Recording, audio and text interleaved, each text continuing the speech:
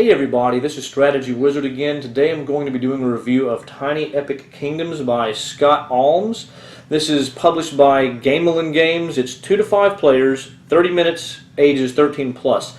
Now, I'm sure probably most of you know about the Tiny Epic series of games, and if you don't, this is the second actually. Tiny Epic Defenders I believe was first. This is the second one, and then there was Tiny Epic Galaxies, Tiny Epic Western, and I think there's Tiny Epic Quest. But it's a whole series of games that are made to be really small footprint, but give you a lot of meat in it and a lot of depth, more than you would expect from such a small game.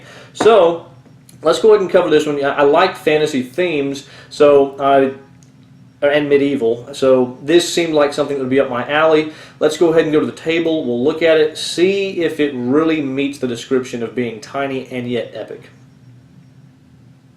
Okay, so this is what Tiny Epic Kingdoms looks like whenever it's set up for 2 players. And in particular, I want to show 2 players because there is a variation that you have to do that's pretty significant, which involves this extra territory over here. But each player is going to have their race, which has various special abilities that they can learn if they increase their magic or research level. Everyone's going to have some little meeples, which are nice and chunky, to say the least. You get ore, mana, and food, which you put on this track however you want, from 1 to 9. You can put them on top, or you can put them on the outside edge. It can be a little goofy trying to keep track of them and not knock them off and lose your place, but you track them with this track, and basically you start with a total of 6 points worth. The recommendation for new beginners is 1 or 2 mana, 3 food, but you can mix that up. You could have 6 of one thing and 0 of the rest if you wanted to. But basically the way this game works, you're trying to get points, and points come in the form of putting out your meeples. You get 1 point per meeple that's in the game, not in your pool. You'll get, in a 2-player game, you'll get a bonus point for any meeple that's over here in the Forgotten Lands, that's a neutral color that you choose any neutral color to put out there, and you have to fight to get into that territory. But once you get in, they don't fight you back. They just kind of sit there. It's just a way to keep you from getting in there too easily. So you get points from putting your meeples out. Having people in the lost territory gives you a bonus point. You get points for how far you get up building your tower. If you get to the very top, you get 10 points. It's 0, 1, 2, 4, 7, and 10. So it starts getting really good if you get high. You get points for the level of research that you've achieved. So 5 points if you max it out, or 4, 3, 2, 1 if you're not maxed out. And so there's different ways to get these points, and ultimately how you want to go about it is up to you, because in my opinion it's best to go for the tower at least for a good bit, because it can get so high in points. But if you start off not doing very well, if you don't think you're going to get very high in it, it's probably a good idea to focus on something else, because you'll also get bonus points for having your maxed out research, because everyone's maxed research level gives them a new way to get a few points. And you can also get points for being in a castle, which only some places have a castle. Now here's the thing, everyone's going to get dealt a location card, and I think it's 2 location cards you'll get dealt, and they're double-sided, so you can choose which side you want to use, which is really cool because it gives you a lot of options. And you'll notice there's a lot of different landscapes here. There's crags or mountains, whatever you want to call them here, which are not passable. You can't move through them. There's ruins, which are like a wild. But it has a problem. But I'll get to that. There's forests, which will give you mana. There's mountains, which will give you ore, and there's fields, which will give you food. And there's lots of different layouts on these different location sheets, and of course water is impassable, so you can't move across here and whatnot. Now here's the deal, that's important which side you choose. It's also important which character you choose, unless you deal them out randomly, but the abilities are different.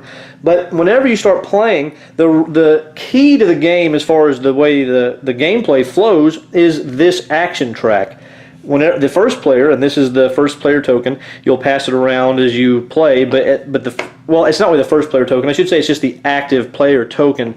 The active player is going to take a shield, and they'll put it on one of these actions. Which action you choose, it blocks that action until all the shields have been placed on different actions, and then the next person wipes them all off and starts fresh. So you can't do every action just back to back to back, which is important because it makes it where you have to think ahead, especially because the person who chooses the action, they have to take that action no matter what, or they do nothing. Every other player can either take that action, or they can use their meeples that they have on their different territories to get resources. So if this guy did this, it doesn't matter if you have one or two. One or two meeples doesn't matter in a given location. You'll get one ore for that. So you just move this up to the 2 slot, and this guy would get 1 arcana or mana. So basically, you're wanting to spread your forces out, and that way, if you don't want to take an action that someone else chooses, you can get more stuff. So let's say you put a guy here, now you can get an ore here, and you get a mana. So the more people you put out and spread across, the more resources you will get. Now, the basic focus of these resources, ore is going to be used to build the tower. Mana is made for combat, because you'll notice that for war, a mana counts for 2, or for 1, and food only counts for, well, I should not even only, just 0. Does not help you in combat. So you're trying to get ore to help you with your tower. You're trying to get ore to help you fight. Mana is mainly for fighting, but you also use it for research. You spend a certain amount of research if you choose the research action to get to the next level. So if you want to get to level 3, you spend 3 research with the research action to move up here. Now you start off at 0. If you spent 3 right off the bat, you could jump all the way up here to level 2. So you're trying to spend research your mana here, or save it for combat. Food you use to get new meeples to put out on the board. Now here's the deal. Let's go over to this action track, because this is where the real driving force is. You have patrol. Patrol just means you move a meeple from one place to another. So it's a really good thing to do that early on, so you can start spreading out. Because you can never have more than 2 meeples on the same location. And that means at this point, well, we'll just go ahead and, well, I'll cover that in a second. Let's just say you move. That's great. So that's what patrolling lets you do. Then questing lets you move from one map to another map. So I could choose to go from this one to here or here. You can just freely move to other people's maps. Now the only restriction is you cannot move from a non-bordering territory. So if you're at this castle, you can't move through the water to get to someone else's area. But if you're actually on the edge of your land card, you can move on through. So this mountain is at the edge, you can move and go, well, I'll just move over here. You can move to any border territory on the opponent's card. Now, for example, I could move anywhere on his card because everything is bordering the edge. Here, I could not go anywhere except for the 2 land field portions, because the mountains block there and the water blocks all the way here. So I could only choose those 2 spots. So which card you choose is very important for defensive purposes, and not only defense but also what's available for resources. So anyway, let's keep going. So patrolling is moving on your own spot, or within the same territory. So even if you're moving on someone else's, if you're already there, you can use patrol to move. But questing means you're moving to another land card. Building is exactly that. You spend how many ore it takes to build. Research, you spend as many stars as it takes to get to whatever research level you want to reach. Expanding, you spend as many food as you want to get new meeples. And this is kind of similar to the way these work. Basically, in this case, I already have 2 meeples. If I want to expand and add a 3rd meeple, I'm going to have to add it to one of the 2 spots where there's already somebody there. Whenever I do that, it's going to cost me 3 food. If I wanted to add someone else later, it's going to cost me 4 food to keep on adding people. So it starts getting very expensive. So you have to get a lot of food if you want to put a lot of meeples on the board. Okay, so then last but not least, you can trade. Trading just lets you swap one resource for another as much as you want. So you can give up 3 food to get 3 ore, or 2 food to get 2 mana, however you want to do it, just in case you have too much of something and you need to get something else. That's a way of swapping out and getting where you want to be. Now, here's the interesting part. These dice, are involved whenever you have combat. So let's say I quested and I wanted to move over here. I can't attack him because he has 2 people already there. You can't move a 3rd person, but let's say he's moved over here. I quested. I plop my guy there. We have combat. Now there's two possibilities. Well, we could try to go for peace and make an alliance, or we can have a combat. But the way you do this, you'll take these dice, you will decide how much you want to commit. You'll see you have to be able to commit as much as you choose on the die. You don't actually roll these, which I think is kind of interesting. You'd think, oh, you're going to roll these dice. Nope, you are going to decide what side you're going to choose. So you can do a maximum of 11, and if you do so, if you do 11, you have to be able to commit that much in resources. Right now, the most you could do, there's 2 mana, which are worth 2 apiece, so that's 4, and then you have 1 ore, so that's up to 5 right now that you could commit. So you could secretly choose 5, and your opponent might choose 5 because they're thinking, ooh, because defense wins ties. If you know that you can commit as much as your opponent, the defender will win if they do this. So let's say they both committed 5. Well, I would lose my guy. He would die and go back here. You can never lose your last meeple. That way you can always continue playing. There's no player elimination. But because since the defender wins ties, I would get knocked out. However, if that happened, we would both lose 5 points worth of combat, which means you have to be really prepared, because if you commit a lot and still lose, that is very painful. However, if you both end up revealing a flag, which costs 0 commitment of combat value, then you both just stay there in peace and harmony. If you do this, and let's say you have later another combat happens, let's say he quests over here into my spot, we have to do this again, and we'd have to, and since this is secret, you could say, hey, let's have an alliance, and you might secretly choose your flag, and they'll go, oh yeah, sure, let's do that, but then they reveal a 1, and they beat you. Well, if they do that, something so ruthless and mean, then every place that you have an alliance before, that alliance ends, and the combat that just happened actually ends up forcing them out. So basically, I would have to retreat, and if I did so, I can only retreat if I spend 3 food per meeple that retreats. That is pretty devastating, because if you have a lot of not only does it make you lose your food to save your people, but it can surprise you, and that's why you have to be careful. Having an alliance where you have a lot of your guys, mingled with someone else's, it could get very dangerous if they get really powerful and decide, you know what, I'm fixing to kick them out and show them what's up. So you have to be careful as far as that goes. But the dice element, actually secretly choosing your side and committing your resources accordingly, is an interesting method of combat, and very simple for such a tiny game, of course. So anyway, you'll be moving up, getting your research, and you're moving up with using your tower token to mark what level that you are there. You'll be doing combat, spreading your meeples out. In the end, you're just gonna the way you actually trigger the end is whenever someone gets to the top level of the tower. If they've built it all the way, that's one trigger. The other trigger is you've placed all your meeples on the board, or if someone has reached the top of their research.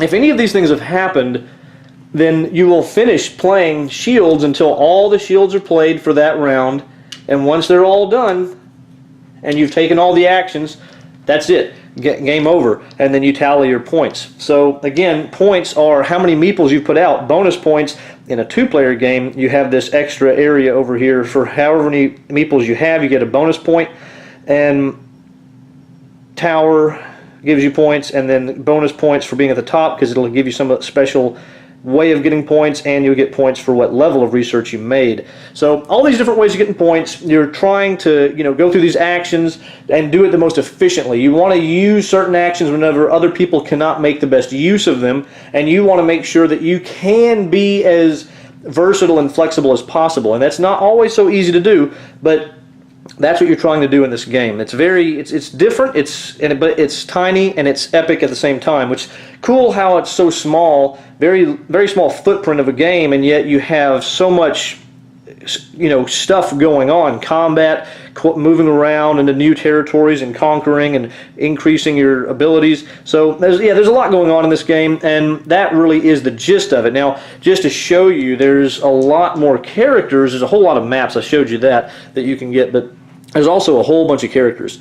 So you've got halflings, lizard folk, humans, goblins, centaurs, dwarves, elves, merfolk, shapeshifters, orcs, dark elves. So there's a lot of different ones, and I'll just show you what some of the abilities are if you do the research, just so you have an idea of how different some of them are. In this case, if you bid for peace, so if you chose the flag on your die, and the other player goes to war, they lose 2 resources, so they're punished if they try to, beat you whenever you're actually choosing peace. Here, and here's the thing, as you level up your research, you can use everything below and the level that you've achieved, so you don't lose any of these abilities. If you create an alliance, the other player gains a resource of their choice. So once you get here, people are actually motivated to ally with you. That actually helps them because they get resources, but you can take advantage of that to try to motivate people to let you get places that you might otherwise not be able to get to. If you create an alliance, you gain a resource of your choice. Then it's actually helping you also. A player can never break your alliance once it is formed. You may still break it. So that's whenever you get to research level 4, suddenly he's very powerful when it comes to alliances. So he motivates people to ally with him, and then if he gets up here, suddenly he really gets in control.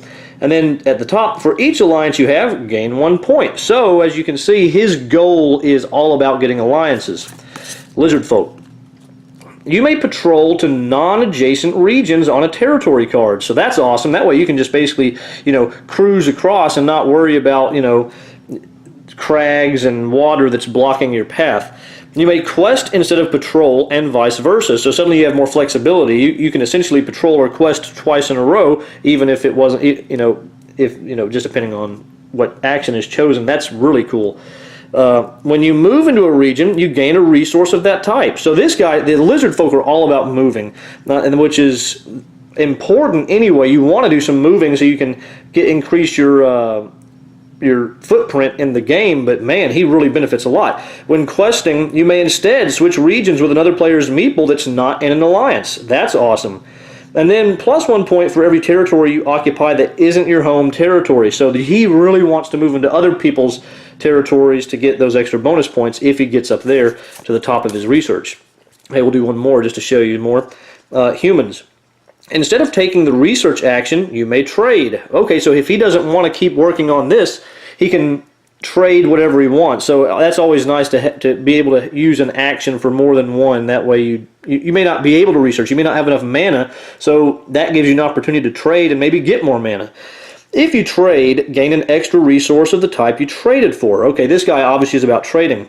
If you pay for a war with resources of only one type, gain +2 to your war power. Wow, that's awesome. So he can use his trading to get himself a lot of one thing and then use it to be very dangerous in combat. If you have at least one occupied region adjacent to water, gain 1 food when collecting resources. That's nice. And then for each resource type that you have more than or equal to 4 units of, gain 1 point. So he wants to get a lot of resources and he wants to use them for his gain in war. So a lot of different abilities that make a big difference. And so the person you pick matters, the map that you choose matters, and then the actions and the order that you choose all make a big difference in this game. So now you know how to play. Let's go ahead and go back up. I'm going to tell you what I think. I know it's tiny.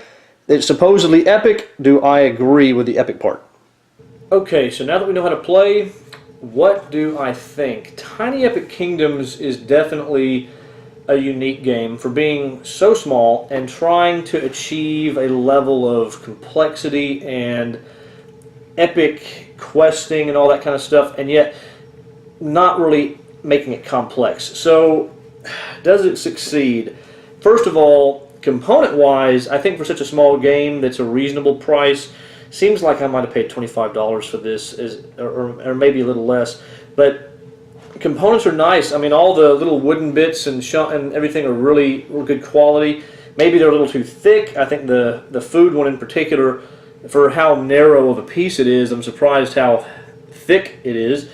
But they're all nice quality. The cards are nice quality. All my cards are a little warped. I don't know how well you'll be able to see that, but they're all kind of curved a good bit. But that's okay because they seem like they're going to hold up really well. They've got a linen finish to them, which is nice. And I've played it, several times, and I haven't seen any damage or anything like that. And I also think it's kind of cool that your character sheet on the back, it actually has like a big piece of it's basically the art here zoomed in really big. So I think that's nice little touch. Replayability. I'm sorry. No, I guess that's it for components. Components, just generally, I like them. But replayability-wise, I think it's got a lot. Not only do you have so many different characters to choose from, but even the maps, there's a lot of different maps that can come into play, and so what map you choose, what race you choose, all that really matters a lot. And as you play and you choose the actions and the order that you choose the actions, how well you plan ahead, I think all that works well to make this a very replayable game. And the fact that the 2-player, I'm happy with the fact that from 2 to 5 players, it seems pretty consistent as far as the way it plays out and everything. Doesn't seem like any group is worse or better than the other. And even the 2-player, even though it has that variation where you have the Forgotten Lands, normally I'm not a big fan of games where the 2-player version is different somehow functionally, but this one works pretty well because all you do is you add a new map, you put some neutral meeples on it, and you can go there if you want. It just gives you more places to go, which is awesome. And I think I forgot to mention this in the explanation part, but it also gives another strategic element. Whenever you go and attack the Forgotten Lands, if there's a meeple there, your opponent is actually the one choosing what those people do, and they're committing their resources in that combat, and they can even use their special abilities if they have any that affect combat to help them. So it's one of those things where it gives you another opportunity to make a decision. Do I want to spend my resources to keep them from getting the Forgotten Lands? The thing is, you're not going to lose one of your meeples, so you don't care as much, but you're also giving up a point.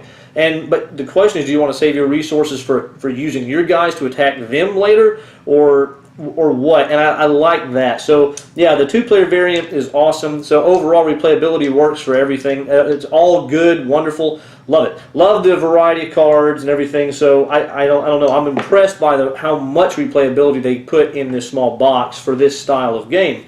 Now, as far as the strategic element, I definitely think there's plenty. Not only is it, well, it could be strategic in choosing what race you choose, assuming you don't deal it out randomly, because that kind of guides your strategy to a certain extent, but in a way that's not overbearing. Because you don't have to go for the research. You don't have to research to get those abilities. You could just stay plain Jane, not worry about it, focus on building the tower, building up your resources, because if you keep passing on other people's actions, you're going to get resources, which you can use to do other things. So you don't have to focus on your special abilities if you don't want to, but you can if you want to. It's your choice, and I like the fact that it seems like there's a lot of different paths. However, I will say that the tower seems to be pretty significant for winning in the games I've played. It seems like anyone who gets to the top does well. I'll just put it that way. Because the point, 10 points is a lot. Of course, you have to spend a lot of ore to do so, and I'll admit that in a lot of the games I've played of this, there hasn't been too much cutthroat stuff going on, which would have made a difference. Most of the games I've played, we've been relatively peaceful, maybe making alliances and not trying to crush each other so much, and that's another thing. The fact that they give you the chance with these dice, it's not just pure luck where you roll and just, oh gosh, I lost. You choose what result you get, and I think that's awesome because you have these resources. How much do you want to allocate? Do you want to allocate any? Make your opponent think, oh man, I'm going to go for the big guns, and then maybe they crank it up and try to allocate a lot to try to win, and then you commit nothing, and they win, but they use all their resources. You saved yours for later, and then you can start winning a bunch of other battles because you have a lot of resources and they don't. So there's a lot of cool stuff, and then of course having the opportunity to say, hey, let's do peace.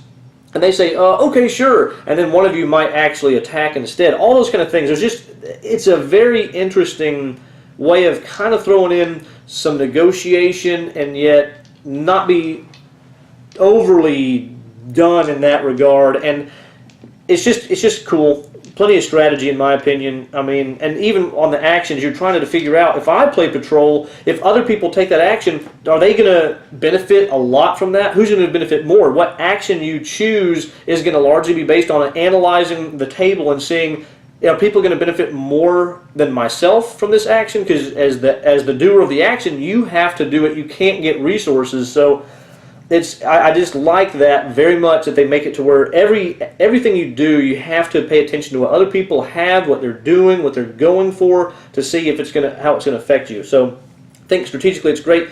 That being said, I would definitely have to say, and maybe you would think I would give it higher, I think I would give this a 7 out of 10. And I think the reason why I give it a 7 out of 10 and not higher is because it's still maybe a little bit too simple. And thematically, I guess it's lacking a little bit. It seems somewhat abstract, and I want it to maybe be a little less so. And you know, maybe I'm wrong. I don't know. It just doesn't feel like there's quite enough meat for me. I think it would just be cool if maybe there was. I don't even know. I don't know what I wish it had that it doesn't. There's just something about it that it's not the kind of game that I just want to bring to the table all the time. But I'm happy to play it if anyone wants to. I'd be happy to play. So that being said, that's my score, 7 out of 10. Let me know in the comments. Do you agree, disagree, have any questions?